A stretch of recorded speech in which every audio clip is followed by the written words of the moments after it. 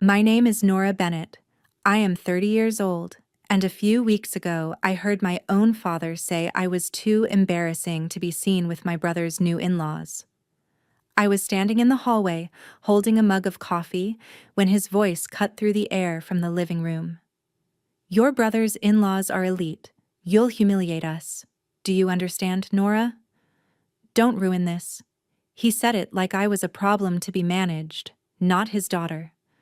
My brother had just gotten engaged to a millionaire heir, the kind of woman you see in glossy hotel magazines, and suddenly, my messy data nerd life in Austin was a threat to their shiny new image.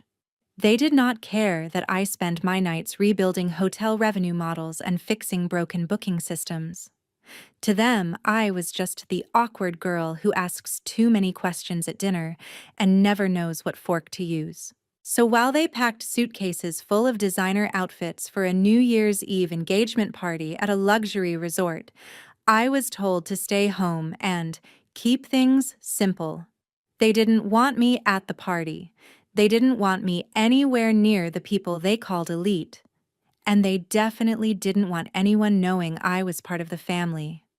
What they did not know was that those same elite in-laws had been working with me for months, under a different name, trusting my numbers to save their business. And on the night they tried to hide me, those in-laws ended up staring at a framed photo, recognizing my face, and screaming my name in front of everyone. Have you ever been treated like the family embarrassment, only to find out you're the one holding all the power? Stay with me, because the way this party flipped from humiliation to payback is something you'll want to hear until the very end. I did not grow up thinking I was embarrassing. As a kid, I just thought I was different. While other kids at our family barbecues ran around the yard, I was the one sitting at the plastic table, counting how many hot dogs people took and wondering why Uncle Mike always left early. I asked questions that made adults uncomfortable. Why do you invest in that company if their debt is so high? Why do you say we're fine with money if mom works 2 jobs? People laughed, then stopped inviting me into conversations. My parents, Thomas and Karen Bennett, would pull me aside afterward. Nora, can you please just be normal for once? Smile, talk about school, don't interrogate people. Meanwhile, my older brother Ethan was everything they wanted. He knew exactly when to laugh, when to compliment someone's watch, when to ask about golf. At his high school graduation dinner, I remember standing too close to the waiter, asking about tips and wages, and bumping into a tray of marinara sauce. Red splattered all over a guest's white dress. The whole table went silent. My mother's face turned the color of that sauce. Thomas grabbed my arm so hard it hurt and hissed, "This is exactly what I mean. You don't belong in these settings." After that, I stopped trying to fit in at their kind of party. Instead, I buried myself in numbers. In high school, I taught myself spreadsheets for fun. In college, while other people were posting pictures from frat parties, I was running A/B tests on website layouts for a tiny bed and breakfast that couldn't afford a real agency.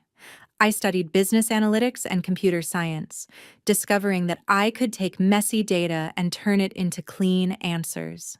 Hotels and guest houses started coming to me with the same problem. Too many empty rooms, not enough guests.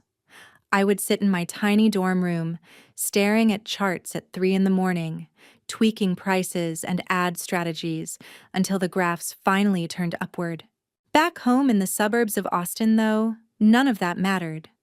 When I mentioned landing my first client, my mother smiled politely and said, "So, you're still doing that online thing?" My dad waved it off. "It's just temporary. She'll get a real job eventually."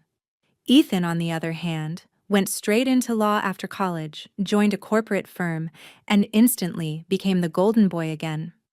My parents introduced him to everyone as our future partner at a big firm in Dallas, our pride and joy.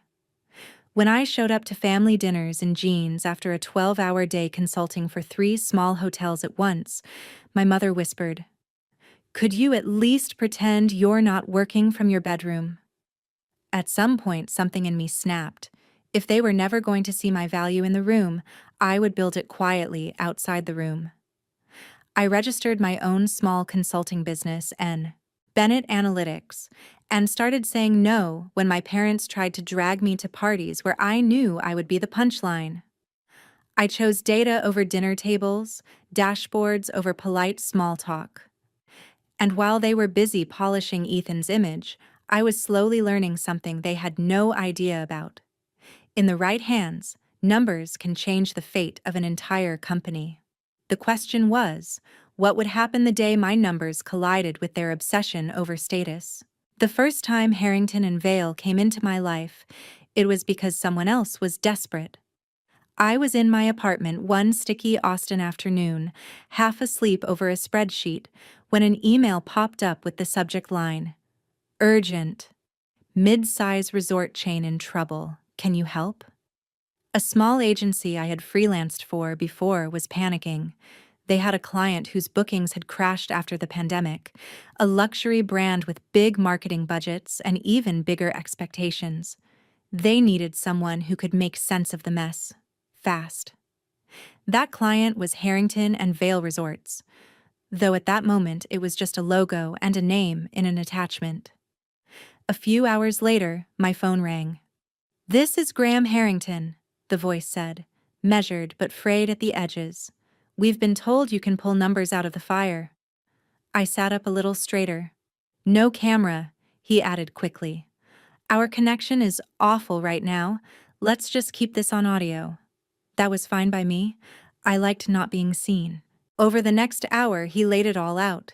Their flagship properties were half empty, competitors were eating their market share, and the last agency had burned through a 7-figure budget with almost nothing to show. "We need someone who actually understands data, not just pretty presentations," he said. "Can you dive into our systems, tell us what's broken, and fix it?" I should have been intimidated, but what I felt was something else entirely: clarity. This was just a very large version of the same puzzle I had been solving for years. I asked for access to their booking system, ad accounts, website analytics. Within days, I was combing through years of numbers, spotting patterns no one on their team had noticed. Their pricing was static in a market that had become insanely dynamic. Their ads were targeting the wrong age groups in the wrong cities. Their website was bleeding potential guests at the checkout step because the mobile form was a nightmare, so I built a plan. We tested dynamic pricing tied to demand curves, shifting rates by tiny percentages based on seasonality and real-time searches. We shut off half their useless ad campaigns and rerouted the budget into high-intent search traffic and targeted social audiences. I mapped out packages for remote workers, staycation families, people who wanted long weekends within driving distance instead of international trips. It was riskier than the safe reports they were used to seeing, and I told them that. Graham paused on the phone, then said, "If your numbers are right, we have nothing left to lose. Do it." For the first round of tests, I even put some of my own consulting fee on the line, structuring part of it as performance-based. If I failed, I would make almost nothing. If it worked, both of us would win. The first month, the graphs moved a little. The second month, they bent hard upward. Booking rates climbed, revenue followed, and even the board stopped breathing down Graham's neck. He called me late one evening, his voice lighter than I had ever heard it. "You have no idea what you've done for us, Nora. Our team is putting together a case study wall at our main resort to celebrate the turnaround. We want your face on it, your name, everything." I laughed and told him I preferred to stay behind the scenes, but I sent over a professional headshot anyway, just in case they insisted. On the internal mock-up they emailed me. My photo sat there in a gold frame with the caption, "Data and Growth Strategist, Nora Bennett." I closed the file before I could think too much about it. To me, it was just one more quiet win no one at home needed to know about. What I didn't realize then was that the same revived resort chain would soon host a glittering charity gala.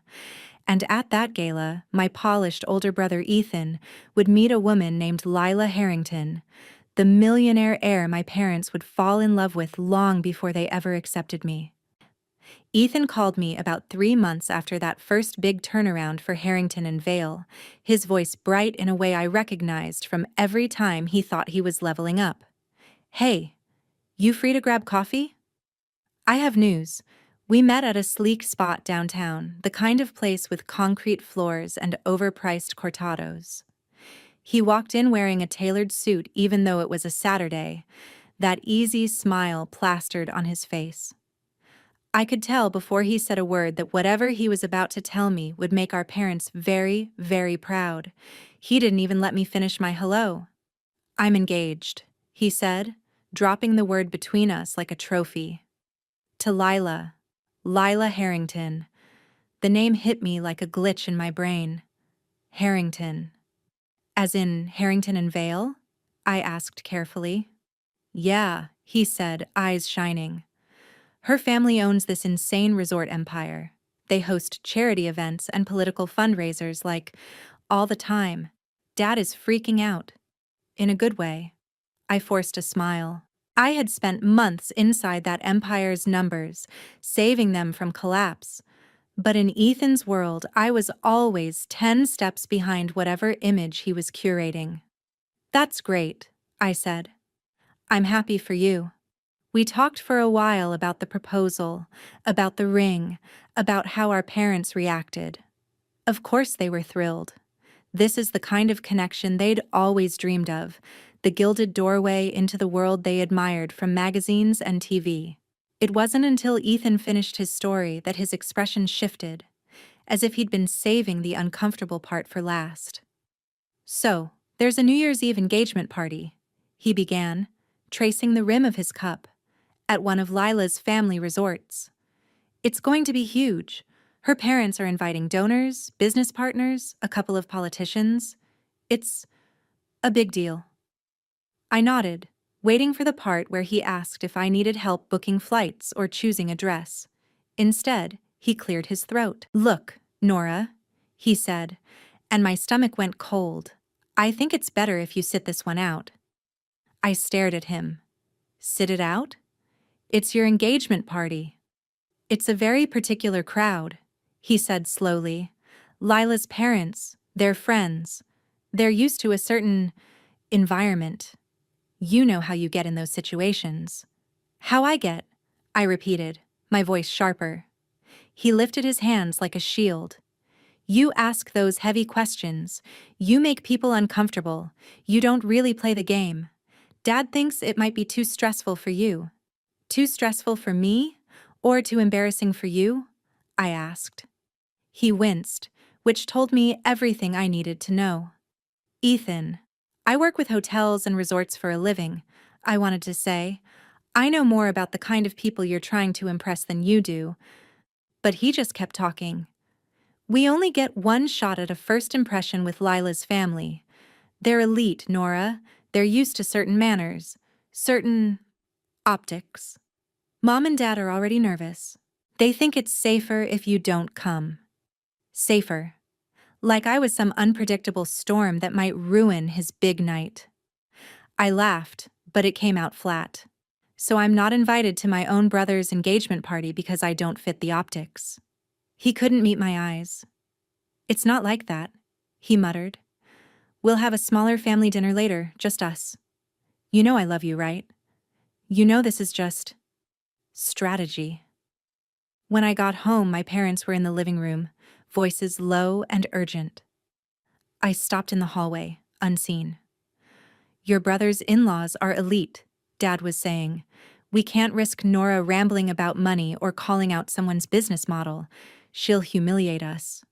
Karen sighed. "She doesn't mean to, Tom.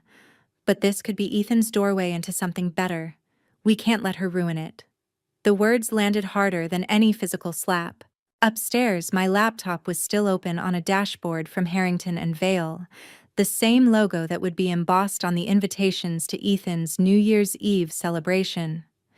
They were terrified I would embarrass them in front of the very people whose fortunes I'd helped rebuild. I closed my eyes and took a slow breath. Fine, I thought. If they want to hide me, let them. They have no idea how small their version of this story really is. They think this party is about optics. They don't realize that somewhere, in the middle of all that champagne and glitter, my name is already hanging on their in-laws' walls, waiting to blow their perfect little strategy apart. New Year's Eve came faster than I wanted it to. The week between Christmas and the 31st felt like limbo, like the world was holding its breath. My parents were buzzing around the house, talking about flights and outfits and what gift would be appropriate for the Harringtons. Ethan sent me a picture of the invitation once, all gold foil and embossed logos. "Wish you could come," he wrote, as if that decision had not been made very deliberately without me. On the morning of the party, I watched them leave for the airport in their best clothes. My mother in a new dress she absolutely could not afford without putting something on a credit card. My father adjusting a tie he had bought on sale but pretended was designer. They waved, and I waved back from the doorway, the dutiful daughter who had been told to stay home for her own good. When the Uber pulled away, the house went quiet in a way that felt like a weight pressing on my chest. That night, Austin glittered with fireworks and rooftop parties, but I stayed in my apartment with takeout and my laptop open on the coffee table. I tried turning on a movie, but my phone kept lighting up. Photos from my mother of the resort lobby, dripping in chandeliers. Videos from Ethan of champagne towers, a live band. Lila walking down a grand staircase in a silver gown like she had stepped out of a magazine. In one clip, I could hear my dad in the background telling someone, "That's my son up there. He's marrying into the Harrington family." I stared at the screen until the images blurred. They were inside the world they had always worshipped, and they had done everything possible to make sure I was nowhere near it. So I closed the photos and opened a different window. The analytics dashboard for Harrington and Vale's year-end performance. Real-time booking numbers flickered across the screen, rows of data reflecting reservations pouring into the same brand my brother was celebrating with. While they smiled for pictures, I watched occupancy rates climb and revenue bars fill in. The lines I had helped bend upward, turning into bonuses and holiday parties for people who would never know my name. An email notification popped up in the corner of my screen. Subject line, year-end update, and a special request. It was from Graham Harrington. I clicked it open, half expecting a brief thank you and a spreadsheet. Instead, he had written a full paragraph about how transformative the past year had been, how the board had gone from panic to cautious optimism to open excitement. "You didn't just tweak a few ads, Nora," he wrote. "You changed the way we understand our business. We want to honor that properly." There was an attachment at the bottom of the email, labeled Concept Wall of Innovation JPG. When I opened it, my breath caught. It was a mock-up of the entrance to one of their flagship resorts, a long wall lined with framed case studies. Each frame had a photo, a title, a short description of the project. Near the center of the wall was my own headshot, cleaner and more confident than I felt in real life, beneath a plaque that read, "Data and Growth Strategist, Nora Bennett." The description underneath summarized the turnaround I had led. Dynamic pricing overhaul, demand-driven campaigns, recovery from post-pandemic slump. Guests would walk past this wall on their way into conferences and galas, clinking glasses under chandeliers while my face watched from the middle. "We're planning to unveil this at a major partners and family event next season," Graham continued. "We'd love to finally meet you in person, introduce you to some of the people whose jobs you helped save." My fingers hovered over the keyboard. On my phone, another photo came in from my mother. Ethan and Lila cuddled together under a shower of confetti, my parents blurred in the background, eyes shining. I imagined that somewhere, not far from where they were posing, that wall might eventually exist, my framed photo silently contradicting every story they'd told about me being a disappointment. How ironic would it be if the place they were so desperate to shield from my presence ended up being the one place that insisted on putting my face front and center? I replied to Graham with a simple, professional yes, told him I'd be honored to attend when the time came. Then I set my phone face down, leaned back on my couch, and listened to the distant echo of fireworks outside. They thought they had erased me from this night, that they'd finally found a world high enough that I couldn't reach it. But the truth was sitting right there on my laptop screen in a gold frame, my name stitched into the foundation of their shiny new life. They just hadn't realized yet that the person they were so determined to hide was already woven into every corner of their precious elite circle, waiting for the moment the picture on that wall would blow their perfect image apart.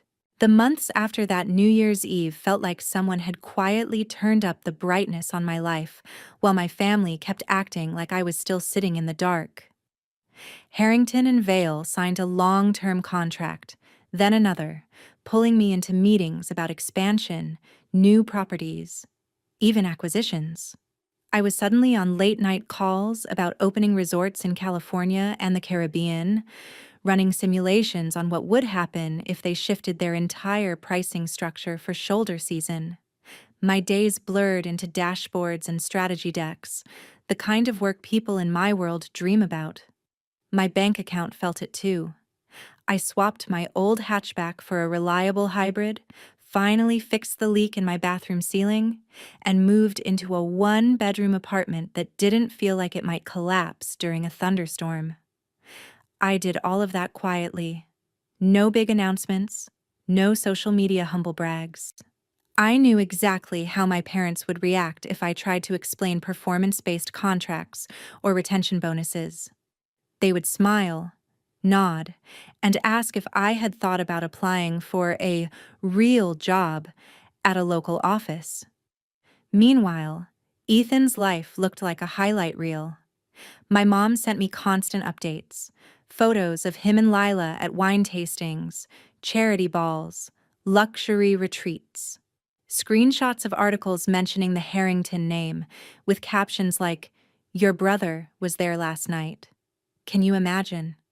Over Sunday dinners, when I did show up, the conversation revolved around wedding plans and guest lists, and how incredible it was that our family would soon belong at events where people wore tuxedos and talked about offshore accounts. Once, over meatloaf, Ethan said, "Graham is bringing in some kind of genius consultant for their new data strategy. Guy's basically a wizard with numbers. If I play this right, I could end up working on some of those deals." I took a slow sip of water to hide my reaction. Mom looked impressed. "See, that's the kind of company you want to be around," she said. "People who know how to make things happen." I wondered what she would say if I told her the so-called wizard had spent that morning arguing with Graham about whether we should cap occupancy during certain holidays to protect long-term brand value, and that wizard was me. But I didn't say anything. Let them talk about proximity to power. I was busy building it. One afternoon in early fall, an email came in from Graham's assistant that made me sit up straighter. "We're finalizing details for the Partners and Family Gala at our Miami flagship," she wrote. "It's both a celebration of this year's turnaround and an engagement gala for Ms. Lila Harrington and Mr. Ethan Bennett. Graham and Celeste are especially excited to honor you that evening. They'd like you front and center when we unveil the Wall of Innovation." Attached was the official invitation, embossed and heavy even through the screen. My name was printed near the top of the guest list, under a section labeled Strategic Partners. My brother's name sat lower under Family of the Groom. For a second, I just stared. I hadn't heard from my parents yet about this event, but I could already imagine the conversation. They'd brag about being invited to an ultra-exclusive New Year's gala at Lila's favorite resort. They'd talk about how limited the guest list was, how only the right people were allowed in. And somewhere between the speeches and the champagne, they'd plan to quietly keep me out of the picture again. The difference this time was simple. The Harringtons were not inviting me as Ethan's awkward sister. They were inviting me as the person who had changed the trajectory of their business. I called Graham to confirm details, keeping my voice steady. He sounded genuinely excited. "We've been telling everyone about you," he said. "I can't wait to see their faces when they realize the person behind those numbers is real." I hung up, leaned back in my chair, and let the irony sink in. My family had spent an entire year trying to manage me out of their perfect narrative, convinced I would embarrass them in front of their elite in-laws. But at this party, in that glittering resort, there would be no hiding me. My face would be waiting for them the moment they walked through the door, framed in gold, my name etched in metal. They thought they were climbing into a world where I didn't belong. They were about to find out that world had been mine long before they ever stepped into it. The Harrington flagship in Miami looked exactly like the kind of place my parents fantasized about when they flipped through glossy magazines. Marble floors, towering palms in oversized planters, the kind of floral arrangements that probably cost more than my first car. The night of the gala, the air was warm and humming with money. Staff in crisp uniforms moved like choreography, guiding guests toward the grand ballroom. I arrived early, as requested, not as Ethan's sister, but as one of the strategic partners. A coordinator handed me a badge with my name printed in clean black letters. Nora Bennett, Data and Growth Strategist. Seeing it made something twist in my chest. For once, my identity wasn't being minimized into, "she does something online." Inside the foyer, the wall of innovation stretched along one side, just like the mock-up. Gold frames, soft lighting, each case study telling a piece of the company's survival story. My frame sat near the center, my photo, my name, my work.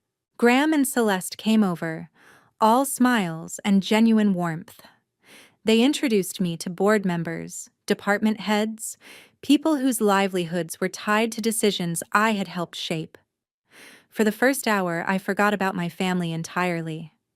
I talked numbers and future plans and laughed at a CFO's joke about forecasting. I was in my element. Then I heard my mother's voice. It floated in from the lobby, high and nervous. "Oh, this place is... wow. Ethan, look at that chandelier." I turned just enough to see them enter.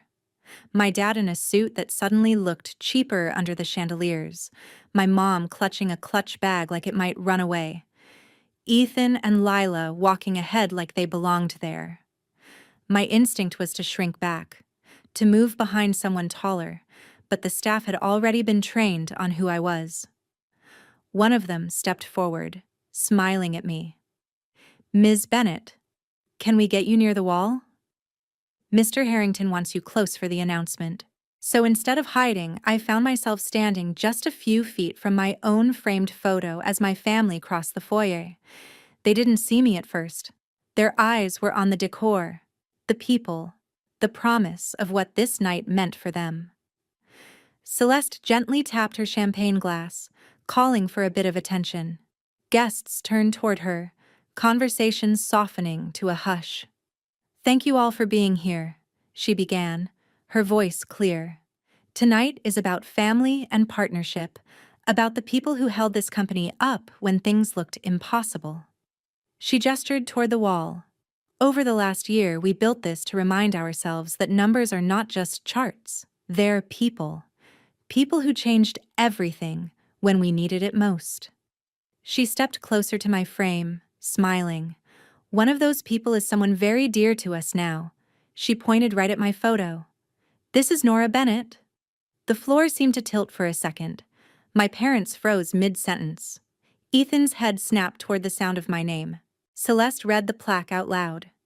"Data and Growth Strategist, the mind behind the turnaround that kept these resorts alive when travel was at its worst. You have no idea how often we've said her name this year." She turned, following the line from the frame to where I stood. Then her eyes went wide, like she'd just solved a puzzle she hadn't realized was there. "Nora," she said, And then louder, full of delight. Nora Bennett! You're here. You're Ethan's sister? Heads swiveled. Dozens of people turned to look at me, then at Ethan, then at my parents. The silence that followed said more than any speech. Graham stepped up beside Celeste, his gaze landing on my family with professional politeness that had just turned sharp. "You never told us your daughter was our Nora," he said to my parents. Thomas opened his mouth, shut it, looked like he wanted to melt into the marble. My mom stammered, We didn't realize you knew her like that. She does some kind of computer work. We didn't think it was, important for tonight." A few nearby guests exchanged looks. Graham's jaw tightened just enough for me to catch it. "Important?" he repeated. "Without her, this party doesn't happen. This building doesn't stay this full. Half the people in this room would be updating their resumes." Celeste laughed lightly, trying to soften the tension, but her words carried weight. "We've been bragging about her for months," she said. "I can't imagine hiding someone like Nora." Ethan's face went pale. He looked at me like I had betrayed him simply by existing. "Nora," he said under his breath when he finally reached me. "You didn't tell me you were working with them." I held his gaze. "You didn't ask," I replied. Later, away from the crowd, my parents cornered me in a quiet hallway. My mom's voice shook. "You made us look like fools," she whispered. "We had no idea." I cut her off gently. That I mattered to them? That my work mattered? Or that your embarrassing daughter became the person propping up your precious in-law's empire?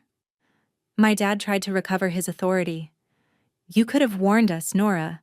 We would have prepared differently." I almost laughed. "Prepared how? By inviting me this time? By pretending you were proud?" Ethan stepped forward, eyes glassy. "Look, maybe we handled things wrong," he said. "But you know how Mom and Dad are. We just wanted everything to go smoothly." "You do," he added quickly. "Right? Want to be part of this family?" That was the moment something inside me settled. I realized I'd spent years twisting myself into knots chasing a version of belonging that always came with conditions. Don't say too much. Don't ask the hard questions. Don't outshine the person they decided was the star. I took a breath. "I will always be your sister," I told Ethan, "and I will always be their daughter. But I'm done begging to sit at a table where the price of admission is pretending I'm less than what I am. I'm not going to shrink anymore so you can appear bigger." My mom's eyes filled with tears. "Nora, we were just afraid," she said quietly. "Afraid you'd embarrass us." I nodded. "And tonight, you found out the only thing embarrassing was how little you believed in me. That's on you, not on me." Back in the ballroom, when Graham introduced me on stage as a key partner, the applause felt different than any approval I had chased growing up. It wasn't polite clapping from relatives who barely listened. It was people who had seen the results and valued them. People who didn't care if I wore the wrong dress or asked weird questions, as long as I showed up with the kind of clarity that kept their lights on. Standing there, under that soft golden light, I understood something I wish someone had taught me years earlier. Sometimes, the most powerful revenge isn't dramatic or cruel. It's choosing to stop handing your worth to people who only know how to discount it. It's letting your success speak in rooms where they never thought your voice would be heard, and refusing to dim yourself just so insecure people can feel tall. If your family has ever made you feel like the embarrassing one, the extra one, the one who needs to be hidden so they can look good, I want you to hear this. Their inability to see your value does not erase the value itself. You are allowed to build a life that honors who you are, even if that means creating distance from the people who taught you to doubt it. You're allowed to love them and still say no when their expectations crush you. In the end, my parents had to walk past that framed photo of me every time they moved through the resort that night, my name etched into the wall of the world they worshipped. They were the ones shrinking, avoiding eye contact, rehearsing apologies. I just kept walking, shoulders back, finally understanding that the real glow-up wasn't getting accepted by them. It was learning to accept myself first. And if you've ever been the one they tried to hide, I hope my story reminds you that you're not alone. Tell me in the comments if you've ever had to distance yourself from people who didn't see your worth. Maybe your story will be the thing that helps someone else finally stand up for theirs.